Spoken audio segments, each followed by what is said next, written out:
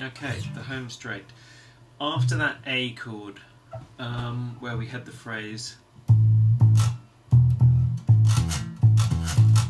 yeah. After that, you go back to that phrase, and then let's see. So you go.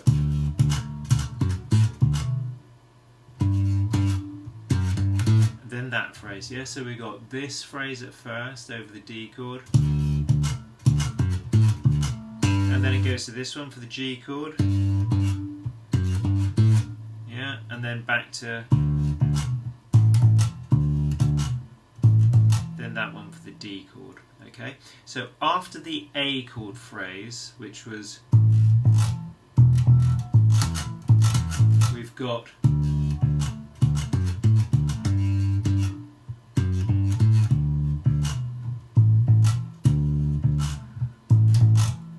okay, so that's why I wanted you to learn these phrases, these chunks, if you like, these individual phrases, because they just keep happening.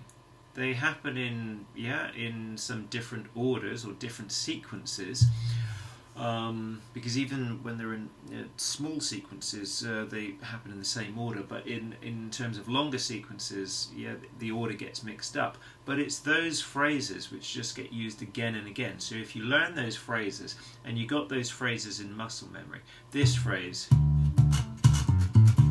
yeah, and then this phrase, and then this phrase, yeah, that's the order they happen in this time. It was a slightly different order last time, but that's what happens after the A chord. Okay, so after the A chord, then we've got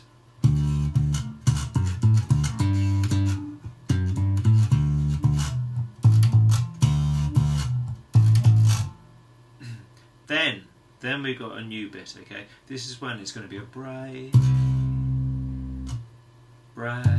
sunshiny day. That bit, bright, I've gone down to the 3rd fret of the A string, and this is a simpler bit because we just got 1 and 2 and 3 and 4 and 1 and 2 and 3 and 4 and then you're back to 1 and 2 and 3 and 4 and 1 and 2 and 3 and 4 and 1 and 2 and 3 and 4 and.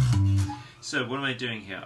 Over the C chord, the band goes to C at this point, and we're playing the root note of C, and we're just playing it on beat 1 and the and of 4. We're going 1 and 2 and 3 and 4 and, yeah? And then the next bar, 1 and 2 and 3 and 4 and 1 and 2 and 3 and 4 and. We've just gone to that 5th fret with the little finger, 5th fret of the D string, which is the note G, because the band's now gone to the chord G. Yeah, so this was for the chord C, 1 and 2 and 3 and 4 and this is for the chord G, 1 and 2 and 3 and 4, 1 and 2 and 3 and 4 and 1 and 2 and 3 and 4 and on the G, I don't even know if he does go 1 and 2 and 3 and 4 and no, I think he just leaves it. For the whole bar, you just have that sustained note which goes over the whole bar. 1 and 2 and 3 and 4 and 1 and 2 and 3 and 4 and 1 and 2 and 3 and I've forgotten the rhythm for this. 1 and 2 and 3 and 4 and 1 and 2 and 3. 1 and 2. God, I've forgotten. Sorry. Let me hear.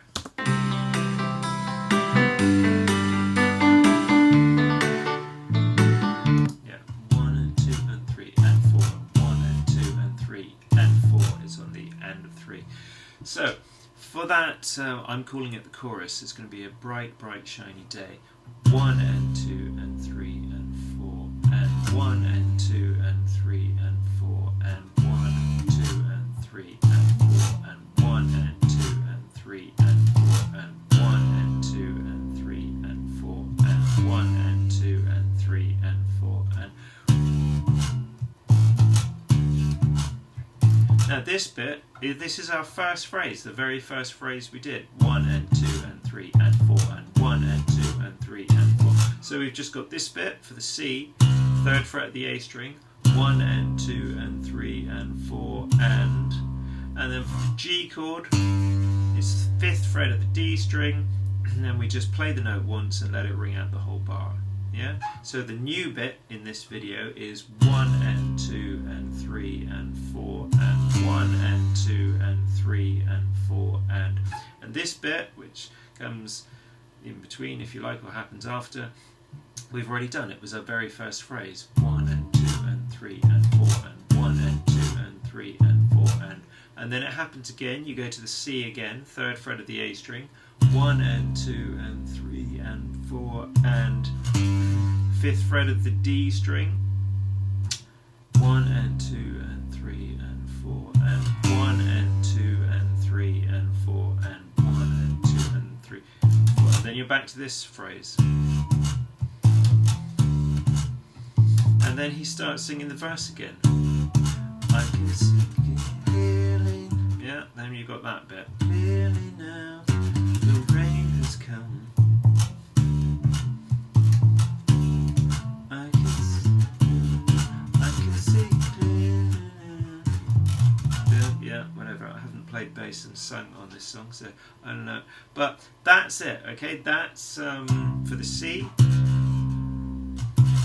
For the G.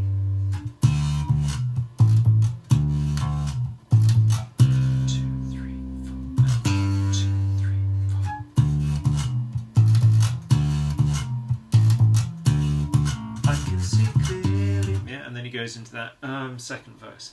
Okay, that covers the whole song except that middle 8 bit, you know, where something different happens, because the rest of the song is just this musically. Obviously the lyrics change, but musically it's just this, what I'm calling verse and chorus.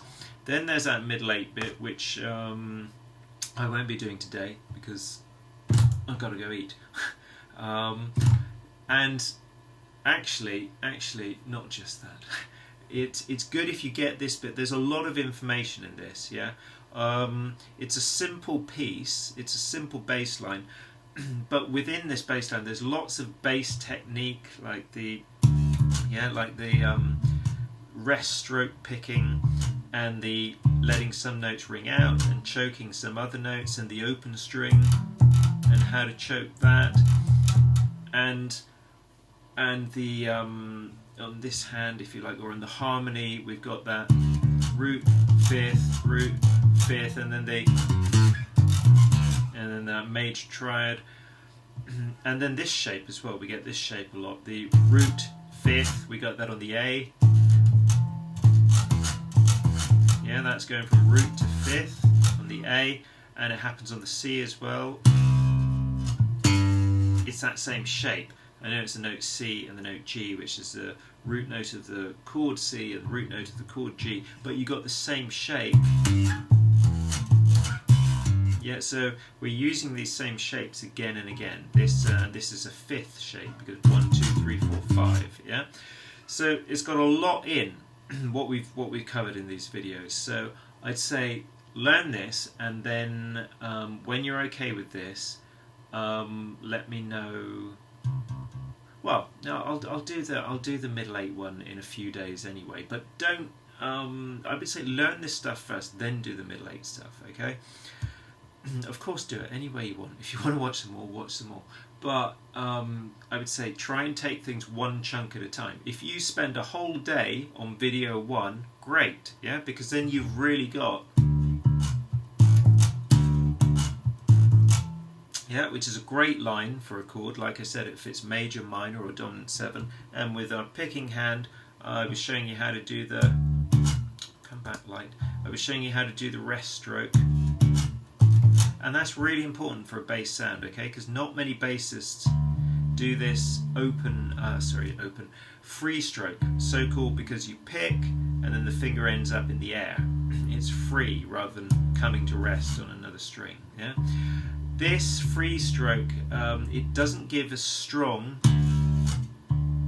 yeah, you don't get as much volume from it, it doesn't give as big a note, and also it's much more easy with the free stroke to get your finger caught under the string. Yeah, it's more difficult to judge, oh, I've got to get just enough finger under the string to pluck it, but not too much to get stuck. Whereas when you do this rest stroke, because your hand, as you saw it, changed position of my hand, because no, this is gone. Because I've got a different position of my hand, and I'm basically like pulling my finger through the string and pulling it towards the body of the guitar. It's easier to do in the long run. It is easier. I know if you're used to this you might not find it easier, but in the long run it's easier to do because much less likely to get your fingers caught in the string when you're doing the rest stroke than if you do the free stroke. The free stroke, quite easy to get your fingers caught, and if you do, you'll mess up the rhythm. You know, you'll get stuck. So it's a really important thing to learn, this rest stroke. Okay, and now I've passed the 10-minute mark, so I'll stop there. Okay, so have fun with all that. All right, take care.